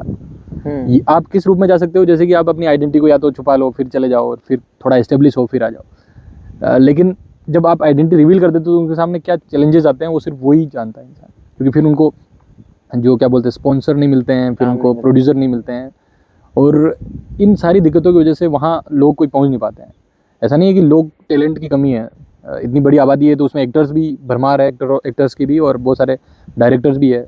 जब हम बात करेंगे दलित फिल्म फेस्टिवल जो मैंने क्यूरेट किया, लेकिन जब मैं ये क्यूरेट कर रहा था तो इसमें मैं देख रहा था कि दलित फिल्म मेकर्स को मैं इन्वाइट करना चाह रहा था। तो मैंने देखा कि जो वेल नोन रिकग्नाइज्ड जो फिल्म मेकर है वो नीरज गैवान है फिल्म इंडस्ट्री में, हिंदी फिल्म इंडस्ट्री में, और बाकी जितने भी लोग हैं वो इंडिपेंडेंट फिल्म मेकर्स है। तो उनसे मैंने बात की तो पता चला कि एक तो उनको फंड करने वाले लोग नहीं है, तो वो कम्युनिटी सपोर्ट से फिर जो फंड रेज करके अपनी फिल्में बनाते हैं, तो वो कितनी फिल्में बना लोगे आप, ऐसे एक फिल्म बना लोगे, अवार्ड भी मिल जाएगा, लेकिन उससे क्या है कि आप एक पूरा जो इकोसिस्टम नहीं बना पा रहे हो, एक पूरा प्रोडक्शन हाउस क्रिएट नहीं कर पा रहे हो जिससे कि आप फिल्में प्रोड्यूस करो बिना किसी बाधा के। तो ये बहुत सारी दिक्कतें हैं जो हमारे लोगों को रोकती है वहाँ उस इंडस्ट्री में पहुँचने पर। हालांकि अभी ये शिफ्ट थोड़ा आ रहा है कि लोग नए नए आ रहे हैं और एक पूरा कम्युनिटी बन रही है फिल्म इंडस्ट्री में भी, जो इस प्रकार के समुदायों से लोग हैं वहाँ तक पहुँच रहे हैं। खासकर साउथ का जो सिनेमा है वहाँ ये शिफ्ट बहुत ही विजिबल है, एविडेंट है कि 2014 में जो पारंजीत अपनी फिल्म लेकर आते हैं मद्रास, उसके पहले भी 2013 में वो अतकटी फिल्म जो है वो लेकर आते हैं, पहली फिल्म उनकी होती है। तो जब वो पहली फिल्म जब लेकर आ रहे थे तो जब वो शूट के दौरान वो सिर्फ उनका आइडिया था कि एक डॉक्टर अम्बेडकर का जो पोर्ट्रेट है उस घर में थोड़ा हो, तो then the producer came and said we can't have it क्योंकि it will create some problem, और वो तो वो उनको सिर्फ एक पोर्ट्रेट दिखाने में बहुत दिक्कत आई थी 2013 में। लेकिन फिर 2014 में उन्होंने मद्रास बनाई, फिर 2016 में कबाली बनाई, फिर 2018 में काला बनाई, फिर तो वो पूरी तरीके से अपनी आइडेंटिटी को सेट किया। फिर उन्होंने अपना पूरा सिस्टम बना लिया। अभी उनके बैनर तले, नीलम प्रोडक्शन हाउस के तले कितनी फिल्में आ रही है। अभी बाइसन आई, अभी नेटफ्लिक्स पे रिलीज हुई 2 दिन, वो हमारी सेल्वराज की, वो भी दलित कम्युनिटी से आते हैं और वो पूरी अम्बेडकराइट आइडियोलॉजी के साथ वो अपनी फिल्मों को लेकर आ रहे हैं। तो पारंजीत ने पूरा इकोसिस्टम वहाँ क्रिएट किया, क्योंकि वहाँ तमिलनाडु और साउथ इंडिया की जो पॉलिटिकल और जिसको हम कहें पूरा स्पेयर है वो बहुत ही फर्टाइल है। वहाँ बहुत सारे मूवमेंट हुए, द्रविडियन जो है आंदोलन वहाँ हुए, और वहाँ की राजनीति और वहाँ की जो एक तरीके से जगह है वो फर्टाइल है, उपजाऊ है, इसलिए वहाँ हम जो चाहे हम अच्छे से उगा सकते हैं। उस प्रकार के आइडियोलॉजी का वहाँ स्पेस है, लेकिन वो हिंदी इंडस्ट्री में यहाँ नहीं है, क्योंकि यहाँ जब लोग ही नहीं रहे हैं उस प्रकार के एंटी कास्ट आइडियोलॉजी को मानने वाले, तो वो स्पेस अब धीरे धीरे क्रिएट हो रहा है, लेकिन बहुत स्लो फेज में हो रहा है। लेकिन साउथ में वो बहुत ही फास्ट गति से हो रहा है, और इसके उदाहरण हमें देखने को मिल रहे हैं कि कितनी बेहतरीन और ब्लॉकबस्टर फिल्म आ रही है। ऐसा नहीं है कि अब रजनीकांत जो है पारंजीत की फिल्मों में कबाली में थे और फिर बाद में काला में थे, तो एक सुपरस्टार को लेना और फिर वो फिल्म जो है बड़े पर्दे पर काम करना, मतलब ब्लॉकबस्टर के रूप में 800 करोड़ से भी ज़्यादा शायद उस फिल्म में कमाया होगा। एक और बाबा साहब करके जो मूवी है, लॉयर एडवोकेट, जय भीम है टीजी गनवेल की, तो वो जय भीम फिल्म में, वो जय भीम जैसी फिल्म भी वहाँ आ रही है और बहुत सारी फिल्म आ रही है। साउथ में फिल्मों की एक तरीके से बाढ़ आ गई है और काफ़ी असर्टिव फिल्में हैं, जो जैसे कि हम हिंदी सिनेमा की बात करें उसकी जर्नी पे, तो जो सिनेमा है वो हमेशा से दलित को अगर दिखाया भी है तो वो बहुत ही रेच्ड कंडीशन में, बहुत ही मिजरेबल, बहुत ही डाउन ट्रोडन वाले उस पोजीशन में दिखाया कि गरीब है, लाचार है, इसके पास कुछ नहीं है, इसको मसीहा की ज़रूरत है, और somebody will come from the other community like upper caste community and then they will save these person। तो ये जो सेवियर माइंडसेट है ये चला आ रहा था। तो फिल्मों के कुछ उदाहरण मैं दूं तो अछूत कन्या 1936 में आती है, हिमांशु राय और ऑस्टेन, फ्रेंच ऑस्टेन की। तो ये जो फिल्म आती है तो इसमें इंटरकास्ट जो लव स्टोरी है उसको दिखाया, और फिर बाद में उसमें भी सेवियर कॉम्प्लेक्स है और फिर 1940 में चंदूलाल शाह की अछूत फिल्म भी आती है, जो एम के गांधी की अनटचेबिलिटी वाले उस मोमेंट को दिखाती है कि किस तरीके से महात्मा गांधी जो है वो हरिजनों, सोकाल हरिजनों के लिए, दलितों को उन्होंने हरिजन कहा, उनके लिए ये अनटचेबिलिटी को इरेडिकेट करना चाहते हैं और वो बहुत बड़ा आंदोलन कर रहे हैं। तो वो उस पूरे गांधीयन रिफॉर्मिस्ट गेज के इर्द गिर्द वो फिल्म घूमती है। तो ऐसे ही फिल्मों की फिर सुजाता 1956 या 9 में आती है, तो ऐसी फिल्में आती रही है। और फिर लगान, आप देखो 2001 में जो ऑस्कर के लिए गई थी, लगान आती है तो उसमें एक कैरेक्टर है कचरा। आप सोचोगे कि दलित कैरेक्टर है वो, और उसका नाम क्या रखा इन्होंने, कचरा। मतलब एक दलित जो है सिर्फ एक कचरे के बराबर है इनके लिए। तो फिल्म मेकर की इमेजिनेशन, आशुतोष गोवारिकर की इमेजिनेशन भी सिर्फ कचरे, दलित को कचरा मानने तक है, क्योंकि उनका एक्सपोजर नहीं है कि दलित भी थोड़ा असर्टिव हो सकता है, पढ़ा लिखा हो सकता है। या फिर वो दूसरी तरफ की है कि होता ही वही है जो उन्होंने देखा वो उन्होंने प्रेजेंट किया। होता वही है, ऐसा नहीं है, आप क्योंकि- सिलेक्टिव हो। कि लगान में जैसे वो पूरा कंसेप्ट है कि वो, जैसे अब आपने बताया कि जो ये गांव है उसमें भी आप एक सेक्लूडेड है, तो जहाँ पे उस मूवी के अंदर भी वो कैसे सेक्लूडेड है, बट वहाँ पे आपको उसको रीच आउट किया जाता है, वहाँ पे उसको लाया जाता है। नहीं तो रीच आउट किया जाता है, लेकिन आप सोचो कि उस फिल्म को देखो तो उसका बॉडी लैंग्वेज देखो। हाँ, वो न तो बात करता है, गिनती के 2 शब्द बोलता है, और वो इसलिए टीम में शामिल किया जाता है उसको क्योंकि वो थोड़ा क्रिपल्ड है। इसलिए नहीं कि उसके अंदर टैलेंट है, कोई मेरिट है। स्पिन उसका क्योंकि वो लंगड़ा है उसका हाथ, इसलिए वो स्पिन अच्छे से होता है। हाँ, तो बोल गेंद फेंक उसको बोलता है, क्योंकि वो गेंद बाहर चली जाती है तो वो फेंकता है, तो ये अपनी टीम में शामिल हो सकता है क्योंकि ये स्पिन अच्छा कर रहा है। तो जबकि उस समय बालू पावलंकर और ये सब बहुत बड़े क्रिकेटर थे जो चमार कम्युनिटी से आते थे। आप देखो अभी विनोद कांबली भी जो क्रिकेटर थे वो भी दलित कम्युनिटी से आते, लेकिन उनको कहाँ गए, सचिन जैसी महारत उनको मिली नहीं मिली, क्योंकि वो दलित कम्युनिटी से थे, उनके साथ वो मौके उनको नहीं मिले। तो खैर बालू पावलंकर जैसे क्रिकेटर उस समय थे, लेकिन इनको दिखा ये कचरा, और वो भी सिर्फ क्रिपल्ड है, इस वजह से वो स्विंग कर सकता है। तो ये जो नैरेटिव आप देखो ना कि किस पर्सपेक्टिव से वो उस कैरेक्टर को ले रहे हैं। रियलिटी दिखाने में कोई हर्ज नहीं है, आप रियलिटी दिखाओ ना। पारंजित भी रियलिटी दिखाता है, मारी सेल्वराज भी दिखाता है, नीरज गेवान ने भी मसान में रियलिटी दिखाई है ना। बहुत सारे फिल्म मेकर रियलिटी दिखा रहे हैं, लेकिन आपका गेज जो है, आपकी पोजिशनिंग है वो कैसी है, आपका कैमरा कैसे काम करता है ना। बहुत लोग कहते हैं कैमरा तो न्यूट्रल होता है, लेकिन कैमरे के पीछे उसके हाथ जो उसको चला रहे हैं वो तो बाइस्ड है ना। राइटर वो तो कंट्रोल है, राइटर, वो सारा कंटेंट क्रिएट कैसे हो रहा है, नैरेटिव कैसे बनाया जा रहा है, तो वो उसको एजेंसी नहीं दी जा रही है। मुद्दा है एजेंसी ना देने का, मुद्दा है उसको वॉइसलेस बनाने का, मुद्दा है सिर्फ उसका जो नाम है वो कचरा कर देने का। कि सोचो उसको एक वो अच्छे नाम का भी हकदार नहीं। एक फिल्म बना रहे हो आप, आपको दलित वही मिला जो एक कचरा है, वो क्रिपल है और वो बस लूला लंगड़ा है और वो स्विंग कर सकता है। तो इस तरीके की फिल्म आई। तो इसको चैलेंज करने के लिए फिर जो दलित फिल्म मेकर आए वो अपनी फर्स्ट हैंड एक्सपीरियंसेस के साथ आए। उनका जो खुद का एक्सपीरियंसेस था उस कम्युनिटी में पले बढ़ने होने की वजह से, और वो जो अम्बेडकराइट कॉन्शियसनेस उनके अंदर थी, डॉक्टर अम्बेडकर का जो मूवमेंट था, उनका लिटरेचर था, उन्होंने पढ़ा, तो उनको लगा कि यार ये जितना भी सिनेमा जो हम कंज्यूम कर रहे हैं ये प्रॉब्लमेटिक है। इसके अंदर हमारे लोग तो दिखाए गए हैं, लेकिन वो एजेंसी लेस है, they do not have any voice, any agency. तो वो जो एजेंसी देने का काम जो है फिर ये कर रहे हैं। तो फिर आप देखो काला कितना असर्टिव है, वो किसी के सामने झुकता नहीं है। वो अपनी बात को पूरी दमखम से कहता है। वो भीमवाड़ा में रहता है, बुद्ध विहार में बैठता है, वहाँ कम्युनिटी गैदरिंग करता है, लोगों को एजुकेट करता है, एजुकेशन का मतलब बताता है। तो ये सिंबल है, डॉक्टर अम्बेडकर वहाँ दिखा रहा है, पेरियार दिखा रहे हैं। तो ये सिंबल जो है सिर्फ दलित फिल्म मेकर्स की फिल्मों में देखने को मिलेंगे, दूसरी फिल्मों में आपको नहीं मिलेंगे ये सिंबल, जो असरसन के बहुत बड़े मेटाफर्स हैं। अभी जो रिसेंटली धड़क 2 के ऊपर भी बात हुई, वहाँ पे काफ़ी सारे टेक लिए गए।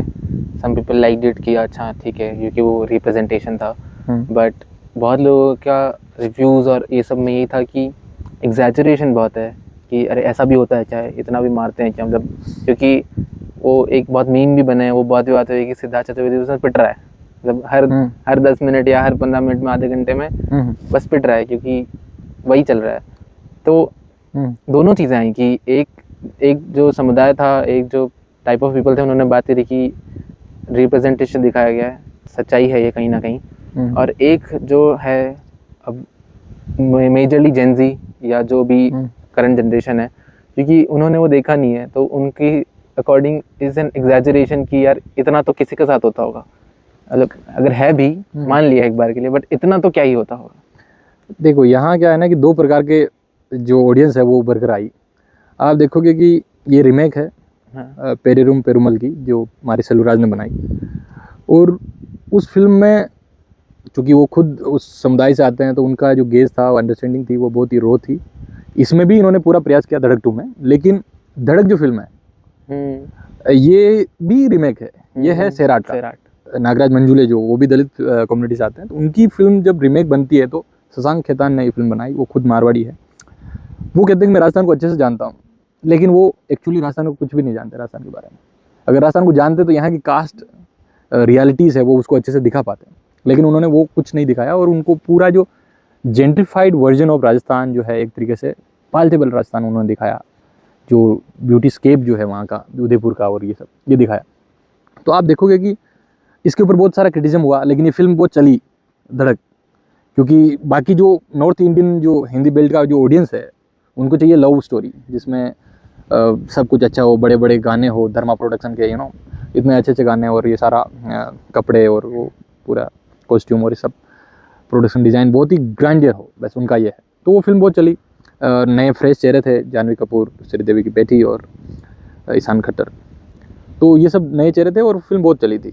लेकिन इसका क्रिटिसिज्म बहुत मिला, और इसके ऊपर फिर अनुपमा चोपड़ा ने हॉलीवुड रिपोर्टर में जब वो क्रिटिसिज्म उस तक भी पहुंचा होगा करण जौहर तक, तो करण जौहर ने एक्सेप्ट किया कि I made a mistake and I will rectify. तो वो इसीलिए धड़क 2 नाम रखा उसका, कि वो उसको रेक्टिफाई करने के लिए, क्योंकि वो मिस्टेक की उन्होंने कि वो पूरा कास्ट वाला जो था सैराट जो एक तरीके से ब्लैंटेंटली जो है वो दिखाती है, और ये उसको गायब कर देती है, ये उसको क्लास फॉर्म में डाल देती है। Love story poor rich binary में डाल हाँ, देती जो है, चले आ रहा है, चला आ रहा है वो पुअर रिच में, उसमें कास्ट का कोई रोल जैसा दिखाई नहीं देता है।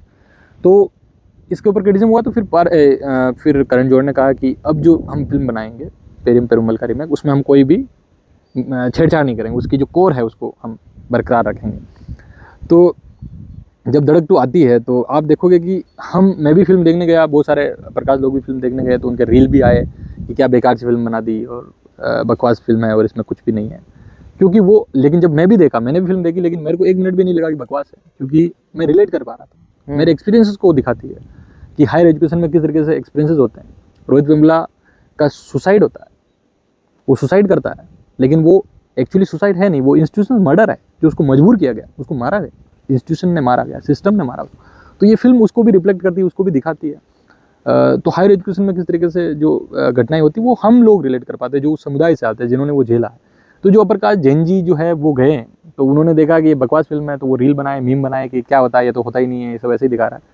तो जब मैं आपको बता रहा था थोड़ी देर पहले कि हम जिस गाँव में बैठे हैं, यहाँ की स्थिति मैं आपको बता रहा था, तो जब ये सब है और वो दिखा रहा है तो हम रिलेट कर पा रहे हैं, है ना, और रिलेट कर पा रहे हैं, और वो एस्पिरेशन भी है उनके अंदर, पढ़ने का एस्पिरेशन है, जो कैरेक्टर है सिद्धार्थ, तो ये सब है। तो वो फिल्म इन लोगों ने एक्सेप्ट नहीं की, लेकिन एक तबका है जो रिलेट कर पा रहा है, उन्होंने एक्सेप्ट की। आप सोचो कि श्याम रंगीला जो कॉमेडियन है राजस्थान का, वो अपने आप को लिबरल और मोदी के खिलाफ बोलता रहता है, लेकिन वो इस फिल्म की मोकरी की उसने। वो सिनेमा हॉल में वैसे तो किसी भी फिल्म का ज़्यादातर वो देखने जाता नहीं, और जाता भी होगा तो वो उसका डालता नहीं सोशल मीडिया पर, लेकिन इस फिल्म का वो पर्पसफुली डाला, सोल लेकर गया कि मैं तो इतनी बोरिंग फिल्म थी, मैं तो सोल लेकर गया, मैं तो ओढ़ के वो सो गया क्योंकि इतनी बोरिंग फिल्म। उसको ये बोरिंग फिल्म लगती है, जो कास्ट रियलिटी को दिखाती है उसको बोरिंग लगता है, जिनके साथ हो रहा है, घटनाएं हर रोज घट रही है। मैं जिस इलाके में बैठा हूँ, आपको मैंने पहले भी इंसिडेंट बताया, और बहुत सारे ऐसे इंसिडेंट है जो इसी तहसील में एक आदमी जो चाय की दुकान थी उसकी, क्योंकि वो दलित है इसलिए उसको पीटा गया, मारा गया, उसकी दुकान को बंद करनी पड़ी। अभी रिसेंटली कोई मंदिर के प्रीस्ट के, हाँ, मंदिर के प्रीस्ट को इसलिए मार दिया, उसको भगा दिया कि वो दलित है, कि दलित एक प्रीस्ट नहीं हो सकता। और आप कह रहे हो कि सबको ये कुछ होता ही नहीं है, सब बदल गया है, दिस इज 21st सेंचुरी। तो ये जैन जी जो है ये इल्यूजन का शिकार है, डिलुलू इलुलू जो है ये इसमें खोया हुआ है, इनके लिए सब कुछ ठीक है। तो इसलिए मैं कहता हूँ कि धड़क 2 जैसी फिल्में क्यों ज़रूरी है, क्योंकि ये समय समय पर आपको झकझोरती है कि आप जितना आगे उड़ रहे हो उड़ो, लेकिन ये जो एक समुदाय है जिसके साथ अभी भी हो रहा है उसको नज़रअंदाज मत करो। तो सिनेमा वैसे काम करता है कि समय समय पर आपको आईना दिखाता है कि जो हो रहा है ये नहीं होना चाहिए। ये हमारे लिए कितनी बेइज्जती की बात है कि आज भी किसी को फिल्म बनानी पड़ रही है कास्ट के ऊपर कि ये ऐसी घटनाएं हो रही है। तो जो मैंने बात भी करी भी जेनजी लेके, बट जेनजी एक दो-धारी तलवार की तरह है। मैं उसे ऐसे देखता हूँ कि अगर वो, क्योंकि there lot of people Gen Z particularly वो आवाज़ उठा रहे हैं, नए इश्यूज़ हैं, उन सब चीज़ों के ऊपर बात कर रहे हैं, बट वही है कि वो उन तक पहुँचना चाहिए। जो मुझे इस पर्टिकुलर जो भी कास्टिज़म डिस्क्रिमिनेशन है, वो क्योंकि अर्बन एरियाज़ में रहे हैं, एक पर्टिकुलर एक बबल एरियाज़ में रहे हैं और अपनी एक ज़िंदगी में रहे हैं, तो वो एक्सपीरियंस करे नहीं है। और जैसे कि अभी मैं भी हूँ, तो मैं बॉम्बे गया। मैं जहाँ तक मुझे याद आता है स्कूल लाइफ से लेके अभी तक पूरी एजुकेशन के अंदर मुझे पर्टिकुलरली एक भी इंसान कोई नहीं मिला कि जो कि मैं बोल सकूँ कि अच्छा same caste and we can be like friends again, और ऐसा कुछ भी, क्योंकि वो रहा ही नहीं, कभी देखा ही नहीं है। तो बाहर जब वो उतना रिप्रेजेंटेशन है ही नहीं कि लोग उन लोगों से मिल रहे हैं, उनकी स्टोरी सुन पा रहे हैं, बात कर पा रहे हैं या समझ पा रहे हैं। क्योंकि अगर मेरी एजुकेशन इतनी लंबी रही, वो क्या इत्तेफाक क्या क्या कह लो, बट मुझे कभी कोई नहीं मिला ऐसे। तो वो अभी क्या वो कर सकते हैं कि चलो प्रॉब्लम्स बहुत रही है कि how can we make it better in a way, कि क्या कर सकते हैं और बेहतर तरीके से जेन जी या जो भी मिलेनियल जेन जी जो भी अभी करंट जनरेशन है, वो इसके ऊपर क्या थोड़ा अवेयरनेस के साथ क्या काम कर सकती है और कैसे हम इसको चेंज कर सकते हैं जहाँ पे ये थोड़ा और ज़्यादा चर्चित रहे, बातों में है। देखो, जो नया जनरेशन है वो पूरी तरीके से सोशल मीडिया सेंटर्ड जनरेशन है। रियलिटी उनको सिर्फ सोशल मीडिया से मिलती है। एक जनरेशन है जो एक्सपीरियंस करके सोशल मीडिया पे पहुंचा है, तो वो अपनी एक्सपीरियंसेस को भी बताते हैं और वो फिर जैन जी उनसे थोड़ा रिलेट करते हैं, फिर थोड़ा गायब हो जाते हैं कि नहीं है, क्योंकि उन्होंने कभी वो एक्सपीरियंस नहीं किया। लेकिन हम अभी क्या कर सकते हैं, कैसे we can make this place better place for everyone.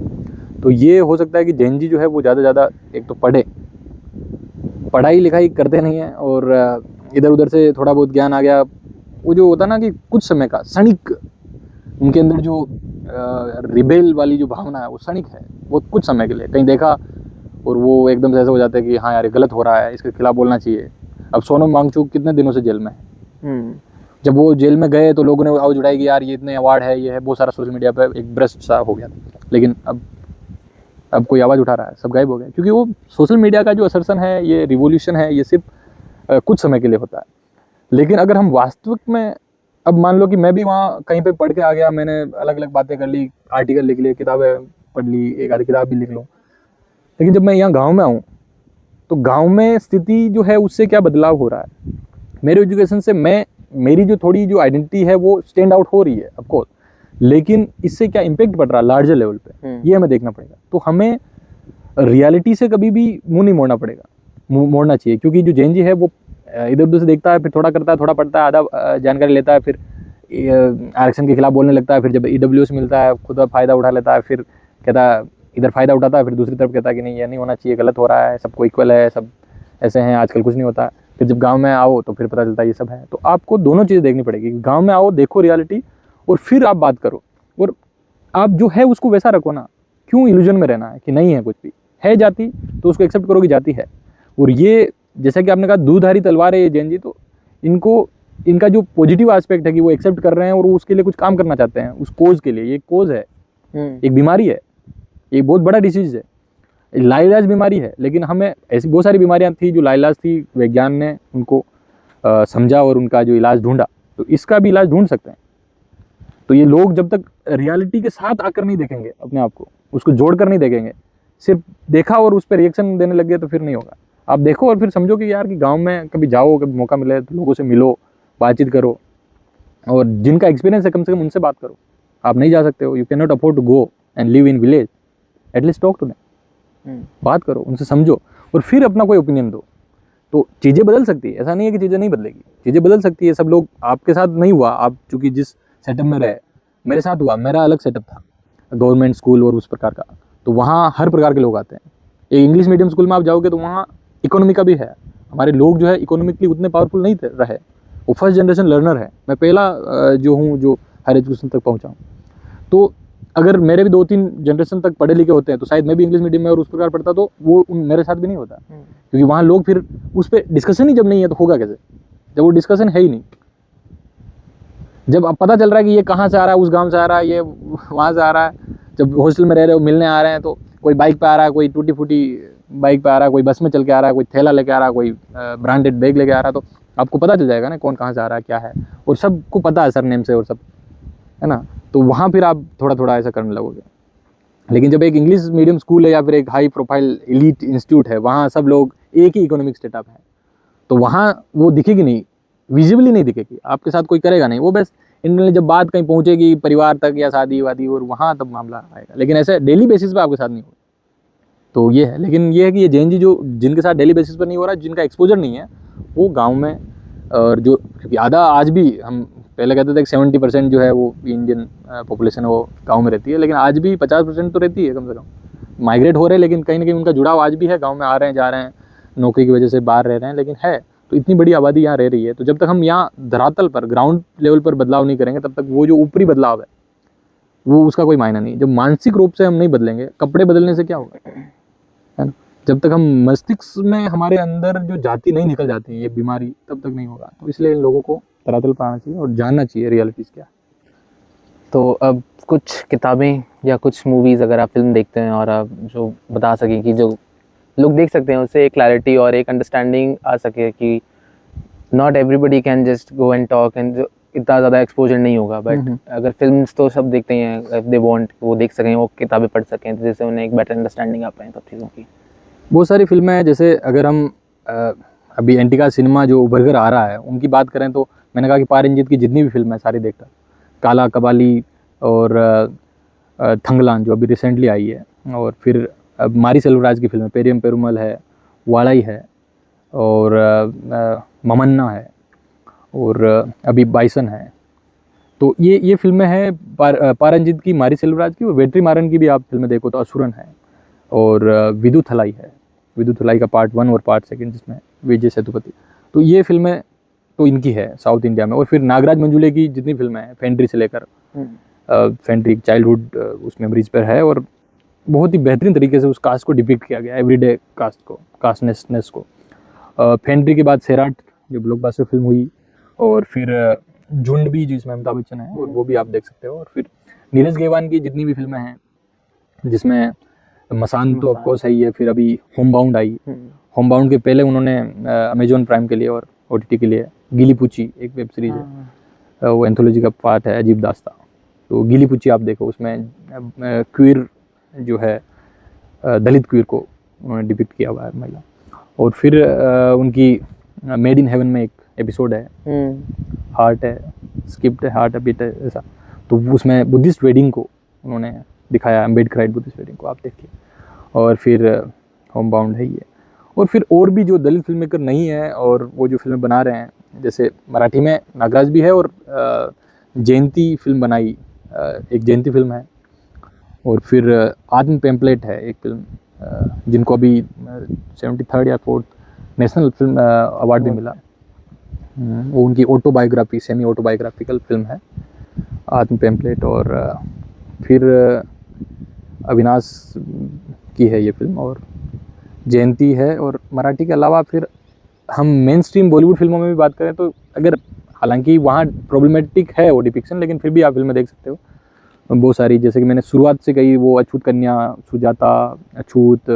फिर अपने मृणाल सेन की फिल्म है मृग्या ऐसा। और उसके अलावा श्याम बेनेगल की फिल्म है जो है, मंथन है, निशांत है, अंकुर है।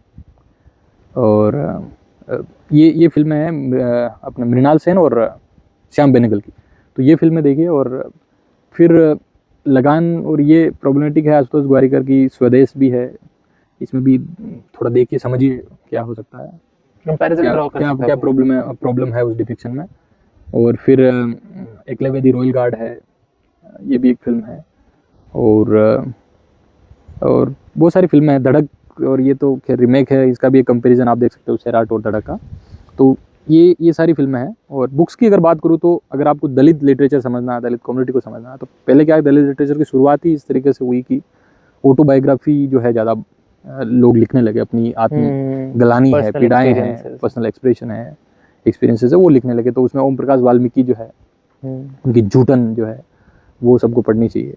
और फिर और अभी रिसेंट टाइम में बाबूराव बागुल जो है, उनकी भी है, और शरण कुमार लिम्बाले है, उनकी भी किताबें हैं, वो पढ़ो। और दलित पैंथर में मूवमेंट जब शुरू हुआ तो उस समय भी जो राजा ढाले और इनकी कविताएं जो है वो पढ़िए। और फिर अभी शुरुआत में हम देखें तो फूले और ज्योतिबा फूले और डॉक्टर अम्बेडकर, तो ये बेसिक है टू अंडरस्टैंड अम्बेडकराइट मूवमेंट और इस कम्युनिटी को। उनकी खासकर वेटिंग फॉर वीज़ा जो ऑटोबायोग्राफी है, जो उन्होंने लिखने की कोशिश की, जो बहुत ही छोटी सी किताब है, वो पढ़िए, ताकि उनका एक्सपीरियंसेस पता चलेगा। जो 6-7 एक्सपीरियंसेस उन्होंने बताए अपने जीवन के, बचपन से लेकर वो नौकरी करने के दौरान जो उन्होंने झेला है उसको। और एनिहिलेशन ऑफ कास्ट जो है, मुझे लगता है कि ये बहुत ही एसेंशियल रीडिंग है जो सबको पढ़नी चाहिए, डॉक्टर अम्बेडकर की। 1936 में पब्लिश हुई, वो एक स्पीच थी जो डिलीवर नहीं कर पाए, लेकिन बाद में उन्होंने पब्लिश किया। तो अम्बेडकर के जितने भी वॉल्यूम्स है और बहुत ही सारा किताबें आपको ऑनलाइन भी मिल सकती है, baus.in पे भी आपको मिल सकती है, baws.in। तो वहाँ आप सर्च कीजिए और सारी मटेरियल आपको मिल जाएगा। आप सोशल जस्टिस मिनिस्ट्री की वेबसाइट से भी ये सारी बुक्स डाउनलोड कर सकते हैं PDF में। और फिर उसके बाद सुखदेव थोराट, प्राइवेट सेक्टर में जो डिस्क्रिमिनेशन है और रिजर्वेशन की भूमिकाएं हैं, इनके ऊपर बात जानना है तो सुखदेव थोराट को पढ़िए। और फिर और जो है सूरज येंगड़े है, उनकी अभी रिसेंट किताब आई कास्ट ए ग्लोबल स्टोरी। तो उन्होंने उसमें बताया कि पूरा जो है कास्ट सिर्फ इंडिया की समस्या नहीं रही है, पूरी वैश्विक समस्या बन चुकी है, महामारी बन चुकी है।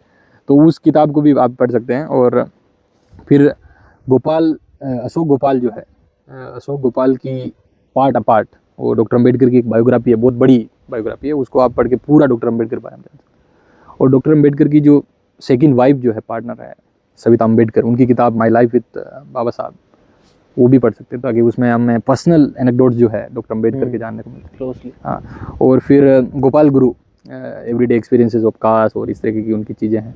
उनकी स्कॉलरशिप काफ़ी ज़्यादा सॉलिड है, पावरफुल है कास्ट को लेकर।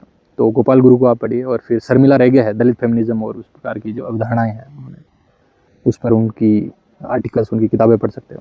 और दूसरा अभी जैसा कि मैंने कहा कि सेल्जा पाइक है, जो दलित फेमिनिज्म और इसकी बात करते हैं।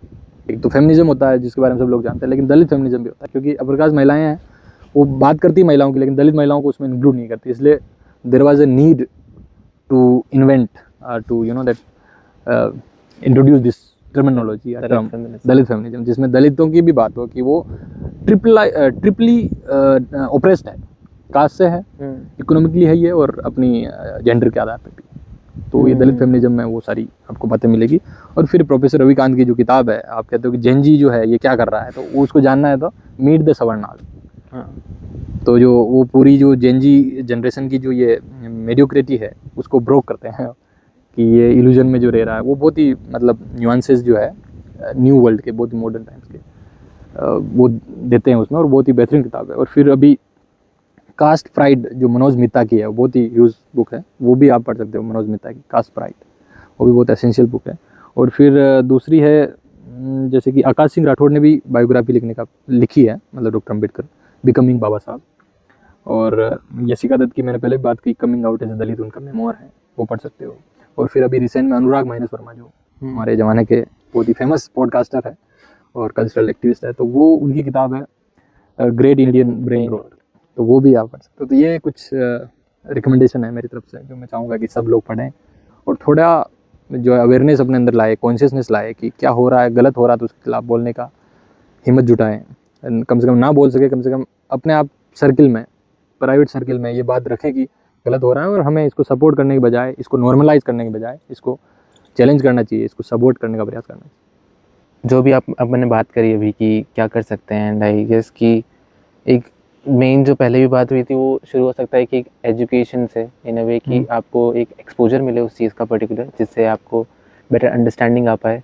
और जो बात होती है कि सॉल्व करने का टास्क जो है वो एक थर्ड फोर्थ चैनल है, but the first thing is कि आप अवेयर हो, उसके ऊपर थोड़ा बातें शुरू हो, एटलीस्ट एक कॉन्वर्जेसन शुरू हो ऑनलाइन, अगर स्पेसिफिकली बात की जाए, क्योंकि कहीं ना कहीं वो एक न्यूज़ तक ही सीमित रह जाती है, कहीं ना कहीं वो उस पर ना कोई व्यूज़ है, ना कुछ है, ना कुछ उसके ऊपर बातें होती है। इधर कॉमेडियंस अगर कुछ बात कर रहे हैं तो वो बस हंसी मजाक में ही रह जाती है, वो उसके बियॉन्ड जो एक सीरियसनेस है उसके ऊपर बात नहीं हो पाती है।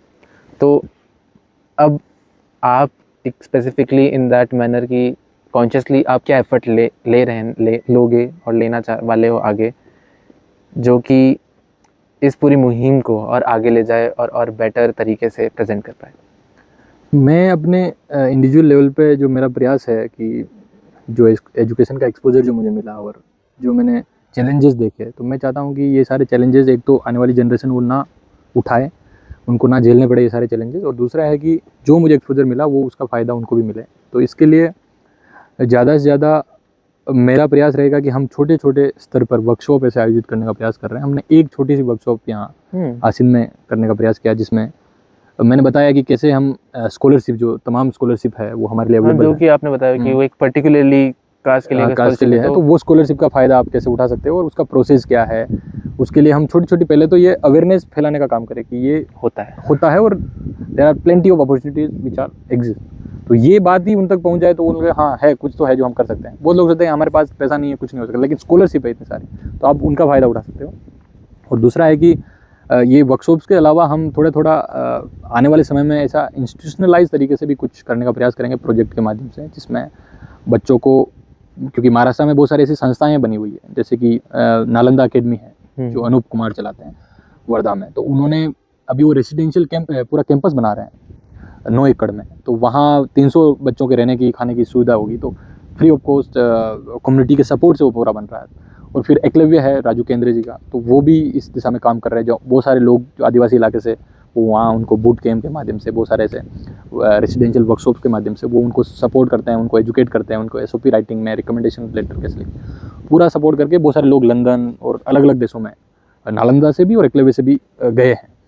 तो वैसा ही राजस्थान में कुछ ऐसा है नहीं जो इस तरह का सब्सटेंशियल कुछ काम करे। तो मेरा प्रयास रहेगा कि यहाँ राजस्थान में भीलवाड़ा के इलाकों में, मेवाड़ में खासकर, यहाँ कुछ ऐसी मुहिम छेड़ी जाए जहाँ एजुकेशन के रूप में, क्योंकि मुझे लगता है कि मैं जो कुछ भी जहाँ पे भी पहुँच पाया सिर्फ एजुकेशन की वजह से। मैं इकोनॉमिकली मैं उतना पावरफुल था, मेरी फैमिली थी, फिर भी मैं सिर्फ एजुकेशन के दम पे, डॉक्टर अम्बेडकर एजुकेशन के दम पे, जितने भी हम लोग देखते हैं सिर्फ एजुकेशन के दम। हमारे पास खोने के लिए कुछ है नहीं, पाने के लिए पूरा आसमां है, पूरी धरती है, पूरा जहाँ है। तो हम इस मीडियम को पकड़ लें, सिर्फ एजुकेशन को एज ए टूल के रूप में, तो ये बहुत पावरफुल तरीके से काम करेगा। तो एजुकेशन की दिशा में वर्कशॉप और फिर आइडियोलॉजिकली भी लोगों को कैसे हम ट्रेन करें, क्योंकि एक तो एजुकेशन लोग ले लेते हैं, लेकिन अगर वो आइडियोलॉजिकली स्ट्रॉन्ग नहीं है तो फिर वो एजुकेशन उसका सही उपयोग नहीं कर पाएंगे। तो आपको मॉरली कॉन्शियस और आइडियोलॉजिकली पावरफुल होने के लिए भी ट्रेन करने की जरूरत है। जैसे कार्डर कैम्प जो है ये हम शुरू करने का प्रयास करें। और फिर दूसरा, पर्सनल लेवल पे सिनेमा, चूँकि मैंने इस पर पढ़ाई की, तो मेरा प्रयास रहेगा कि मैं कुछ यहाँ इस इलाके में जो भी एट्रोसिटीज़ के केसेस हैं या ऐसे कल्चरल एस्पेक्ट है जो दलित कम्युनिटी परफॉर्म करते आई है, तो उसको मैं डॉक्यूमेंट्री के माध्यम से लेकर आऊँ। और एक छोटी सी शॉर्ट फिल्म जो मैंने शूट की थी वहाँ लंदन में और नॉटिंघम में, वो भी प्रोडक्शन प्रोसेस में है, तो उसको एडिट करना बाकी है। तो वो एक तरीके से बायोग्राफिकल नोट है, एसेइस्ट फिल्म है, तो उसको भी मैं बहुत जल्दी लेकर आऊँगा। तो ये छोटे छोटे प्रयास है जो शायद हम एक डिस्कोर्स और कॉन्वर्सेशन के रूप में आगे बढ़ा सकते। फिल्मों के माध्यम से, आर्टिकल्स के माध्यम से एक वो बात कहीं ना कहीं आती रहे, होती रहे कि जहाँ पे सिनेमा में जो आप काम कर रहे हैं, पर्टिकुलरली डिकोडिंग की कैसे और क्यों पोर्ट्रे किया जा रहा है, तो आई थिंक उससे भी बहुत ज़्यादा फ़र्क पड़ता है। क्योंकि as an not just an entertainment, जो there are lot of film जो सिर्फ एंटरटेनमेंट की होती है, जिसमें आपको दिमाग लगाने की ज़रूरत ही नहीं है, और काफ़ी सारी फिल्में हैं बनती है ऐसी। तो वो उसके अलावा जो बनता है, जो भी चीज़ें बनती है, वो कहीं ना कहीं एक एजेंडा के थ्रू ही है, बीट वो आपके लिए फ़ायदेमंद हो या ना हो, बट वो कहीं ना कहीं आपको एक कुछ चीज़ दिखाने के लिए बन रहा है। तो उसकी एक अवेयरनेस आना, कि लोगों के अंदर अंडरस्टैंडिंग आना कि एक, कहीं मैंने सुना था या किसी ने कोई बात कही थी कि न्यूज़ और मीडिया में जो आप देख रहे हो, तो आप देख नहीं रहे, आपको वो दिखाया जा रहा है। वो आपकी चॉइस नहीं है कि आप ये देख रहे हो, आपको लग रहा है कि अच्छा ये मेरी फीड में आ गया, ये सब कुछ हो गया। It's not your choice, it's just force feed है आपके पास। वो दिखाया जा रहा है कि वो एक आइडियोलॉजी या वो चीज़, वो सारा सब कुछ, वो नैरेटिव। तो काफ़ी अच्छी चीज़ है कि आप, क्योंकि एजुकेशन एक छोटी सी चीज़ है, बट अगर वो उससे 1, 2, 3, अगर 5, 6 लोग भी ऐसे और निकलते हैं, तो जो आके बात छेड़ेंगे। क्योंकि एक होता है कि अवेयरनेस होना, और अगर वो एजुकेशन से एक डायरेक्शन, क्लैरिटी और एक जो सेंस ऑफ कॉन्फिडेंस आता है कि जिस तरह से आप अपनी बात कहते हो, चिल्ला के कहने की ज़रूरत नहीं है, और आप जिस तरह से कहते हो उससे ही बहुत मैटर करता है। तो बहुत बहुत धन्यवाद नीरज भैया, बहुत अच्छा लगा बात करके, और आई होप आपको भी काफ़ी अच्छा लगा होगा और एक कुछ नया लगा होगा कि जिस तरह से। बहुत बहुत धन्यवाद आपका भी कि ये कन्वर्सेशन संभव हो पाया, खासकर मेरे गांव में और इस खेत में बैठ के। तो मुझे भी अच्छा लगा कि मैं अपनी बात को आपके इस चैनल के माध्यम से कह पाया। काफ़ी सारे डिस्कशन किए, और मुझे लगता है कि बहुत सारे लोग इनसे सीख भी सकते हैं, मोटिवेट भी हो सकते हैं। It's up to them, but it was a very handful and experience अच्छा रहा इसका। Thank you so much. Thank you so much.